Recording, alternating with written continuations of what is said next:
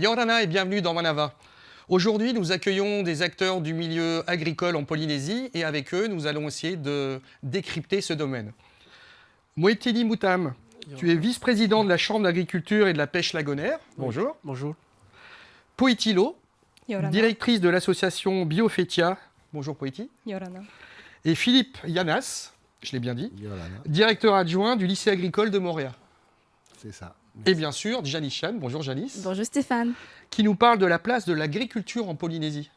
C'est cela. Dès le 19e siècle, on remarque dans les écrits que Tahiti est décrit comme une terre extrêmement fertile, à tel point que la France envisage d'en faire une colonie agricole.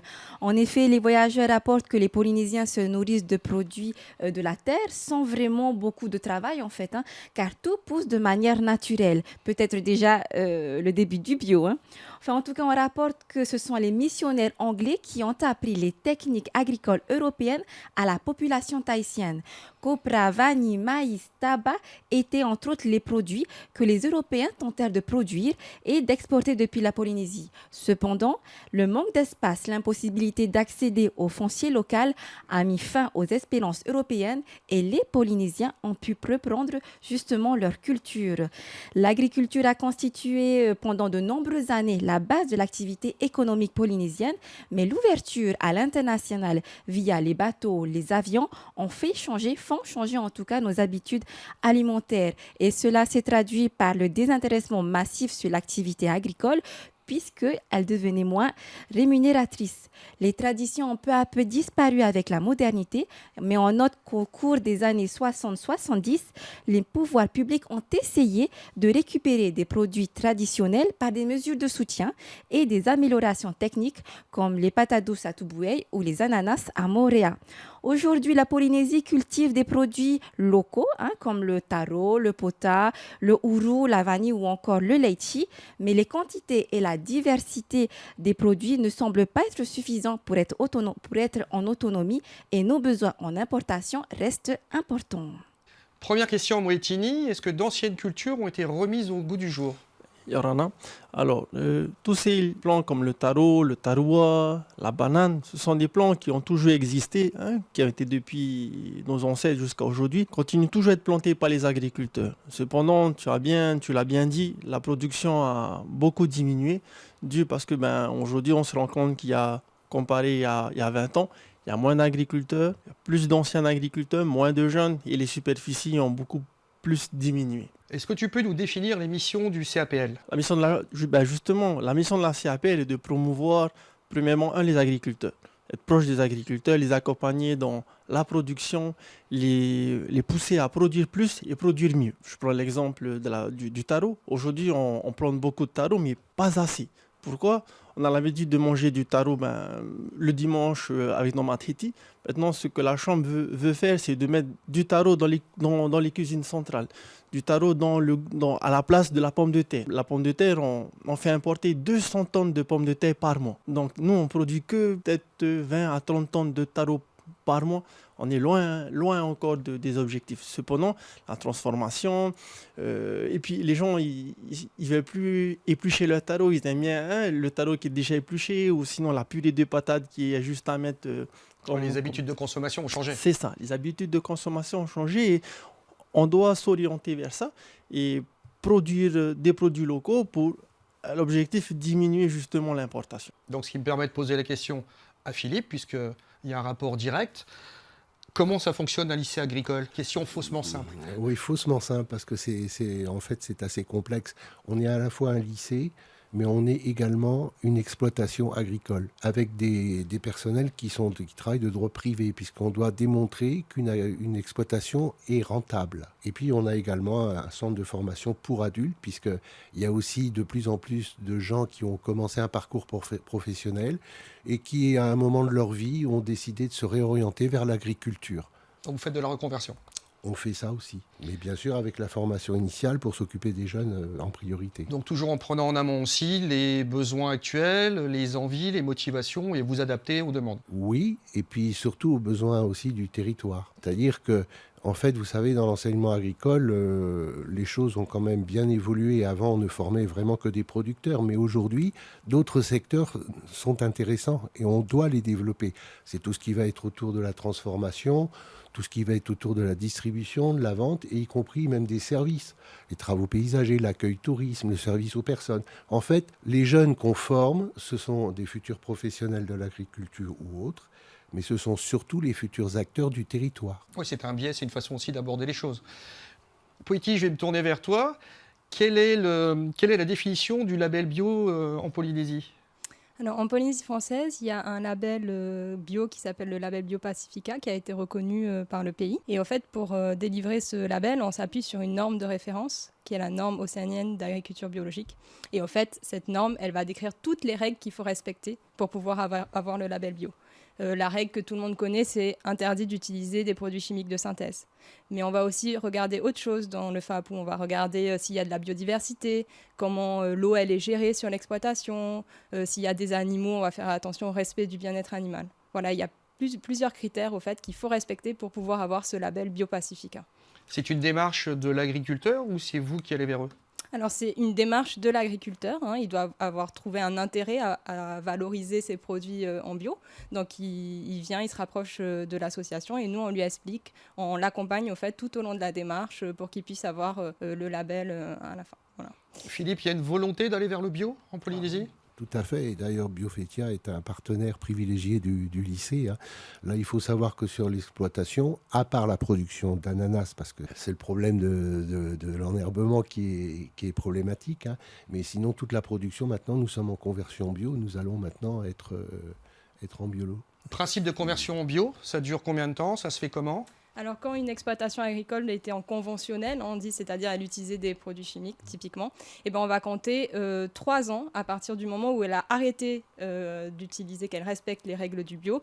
On va compter 3 ans de conversion avant qu'elle puisse avoir son label bio. Voilà. Donc, typiquement, l'exploitation du lycée agricole, elle est garantie grâce à l'association Biofetia, et ils sont dans cette période de conversion. Après, il y a d'autres agriculteurs comme Moetini, par exemple, qui étaient déjà, donc qui font partie de l'association, qui étaient déjà, qui n'étaient pas en conventionnel. Donc, lui, il a pu avoir directement le label bio sans passer par ces 3 ans de conversion. Ah oui, donc toi, Moetini, tu m'expliquais tout à l'heure, tu es aussi agriculteur et tu fais du bio. C'est ça. La démarche, c'était quoi ? C'est de se dire, bon, c'est une demande ou c'est une volonté pour protéger un petit peu aussi notre fénois ? Non, c'est une volonté. Je pense que moi, ça fait 10 ans que je suis agriculteur dans l'agriculture biologique.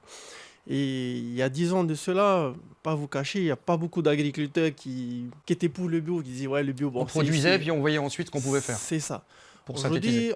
Ensuite, il y a une campagne de sensibilisation sur les méfaits un peu des agriculteurs qui utilisaient beaucoup de produits, des insecticides, des désherbants, qui est de plus en plus dangereux. Aujourd'hui, quand même, les agriculteurs essayent d'aller de plus en plus dans le raisonner, de vraiment prise de conscience.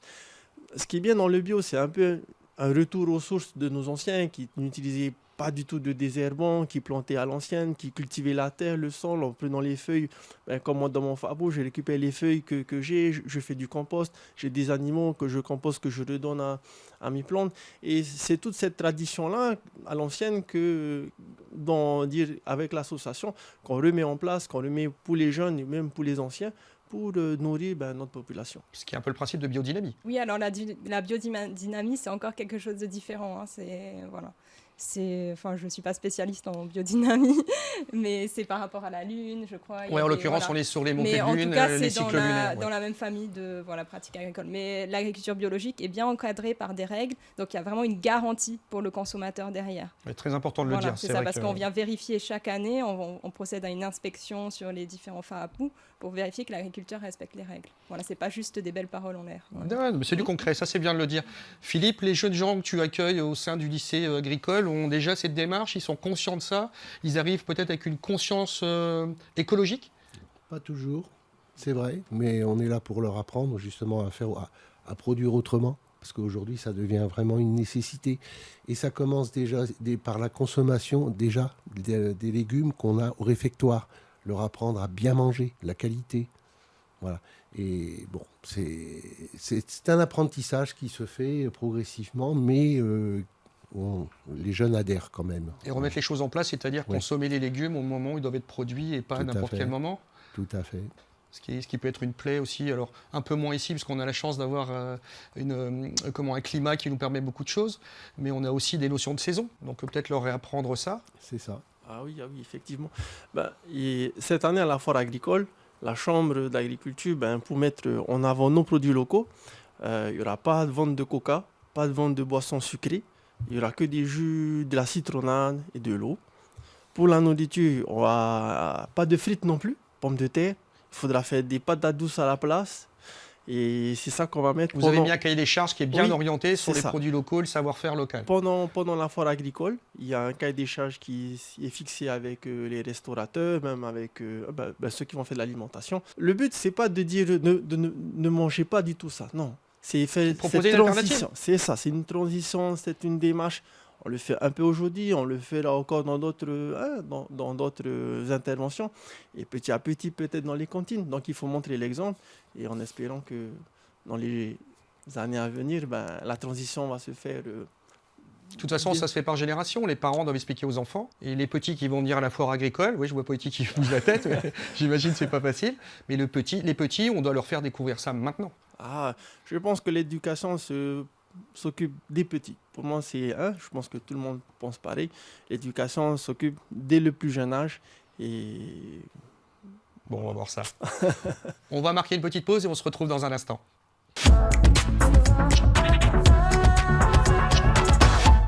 On se retrouve avec nos invités. Moetini Moutam, vice-président de la CAPL. Poetti Lo, directrice de l'association Biophytia. Et Philippe Yanas, directeur adjoint du lycée agricole de Montréal.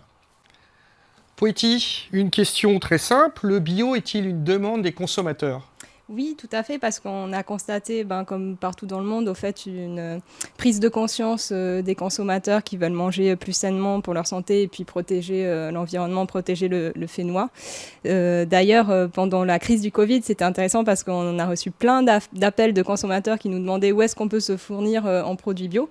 Donc je pense qu'il y a une réelle demande de la part des Polynésiens. Tu veux dire qu'ils avaient le temps, donc ils ont pris, ils sont allés chercher des questions. Voilà, il y a eu cette prise de conscience, ils ont voulu se nourrir sainement, et donc pouvoir se fournir au plus direct auprès de nos agriculteurs, pour avoir des bons produits.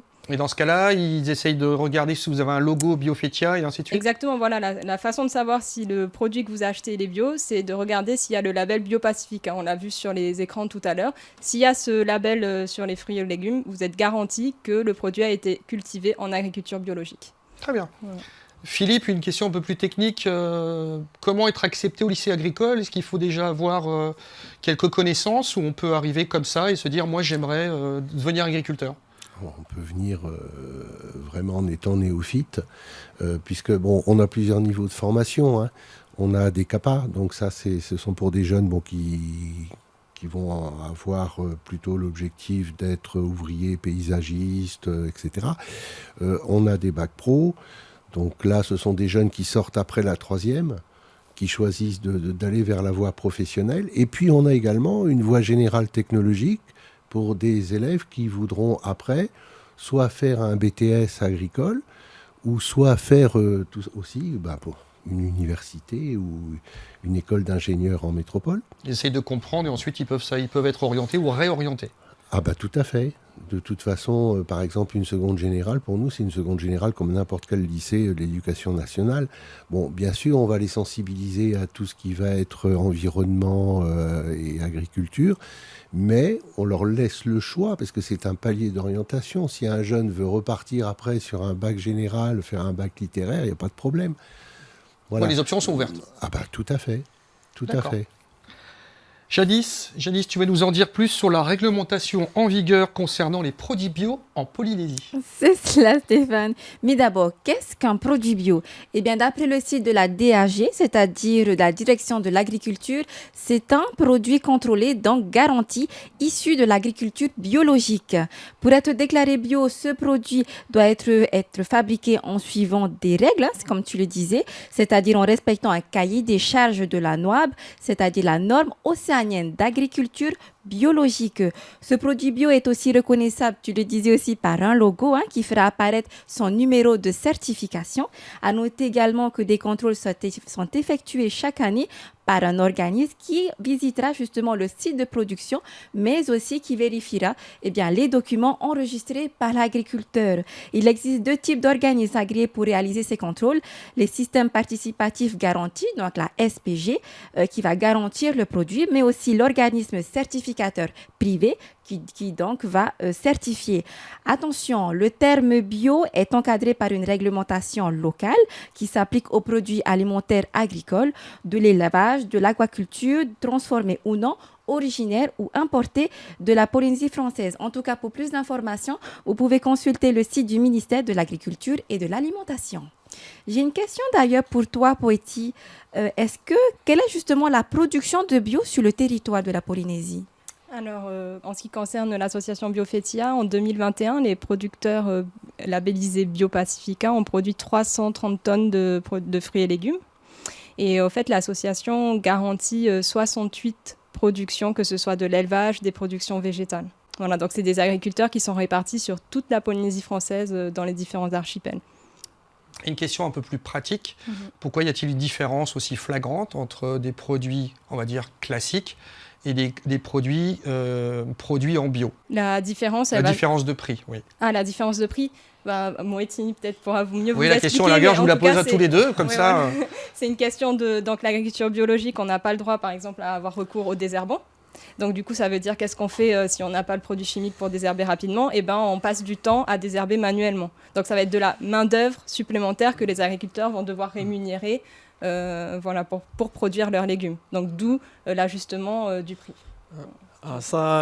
L'écart de prix en bio comparé au conventionnel, il y a un gros écart de différence. Comme il disait, premièrement, c'est par rapport à la main-d'œuvre. Moi, j'ai 2 hectares avec 2 travailleurs. Une personne qui est en conventionnel, ils sont 6 hectares pour 3 travailleurs. Déjà là, il y a...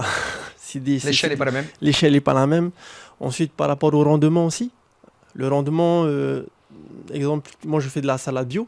Je fais 5-6 semaines. Je connais d'autres producteurs, en 4 semaines, ils ont déjà la salade. Donc, tout ça mis bout à bout, c'est ce qui fait qu'il y a différence de prix. Tout ça fait l'écart de prix entre le bio et le raisonné. Avec le temps, tu penses qu'on va réussir justement à faire en sorte que le bio soit de plus en plus abordable en termes de prix et donc de plus en plus abordable pour un maximum de gens?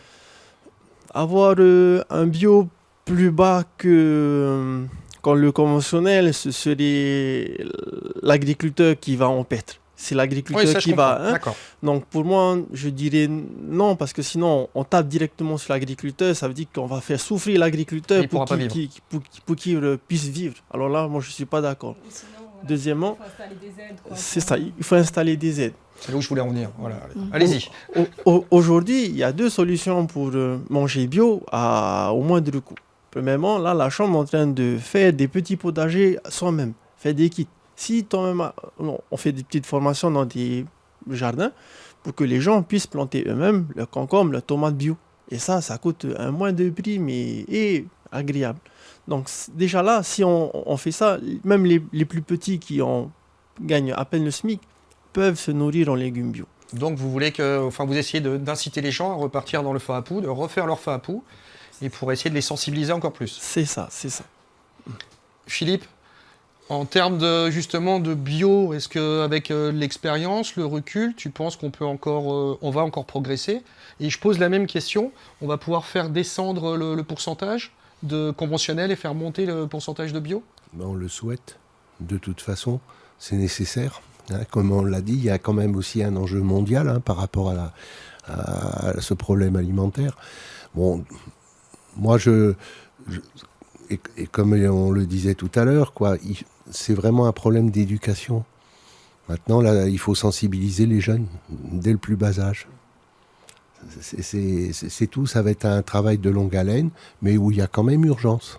Et comme disait Motili, il faut leur faire comprendre qu'à un moment, dans le jardin, il faut travailler pour que les légumes aient le temps de les produire correctement et ainsi de suite.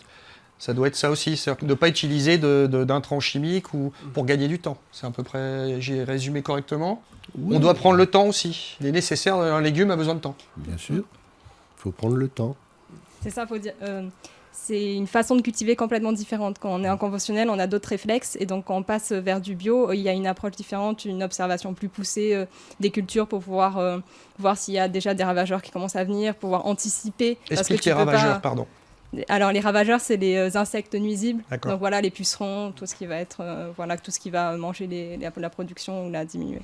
Donc, voilà, il y a complètement une différente approche à mettre en place. Les Polynésiens continuent à faire leur fapou en général? Il y a beaucoup quand même en Polynésie. Le Polynésien est une personne qui aime la nature, Complètement, oui. qui est en contact qui aime la pêche et qui aime planter. Même s'ils n'ont pas de jardin, ils aiment bien avoir quelques fleurs ou quelques pots. Dans les îles, ils ont de la chance. Hein, on a des grands espaces, il y a des manguiers, il y a des bananes, on arrive à bien se nourrir. Le plus difficile, c'est bien ici à Papeete, à Tahiti, où c'est un peu plus difficile d'avoir un petit bout de jardin et que beaucoup de gens cherchent à avoir, à planter soi-même. D'où le rôle de la chambre. Cette année, on verra bien des exemples qu'on fait à Papeete, dans des endroits où il n'y a que du ciment, qu'on peut faire aussi bien pousser des concombres, des haricots et des tomates.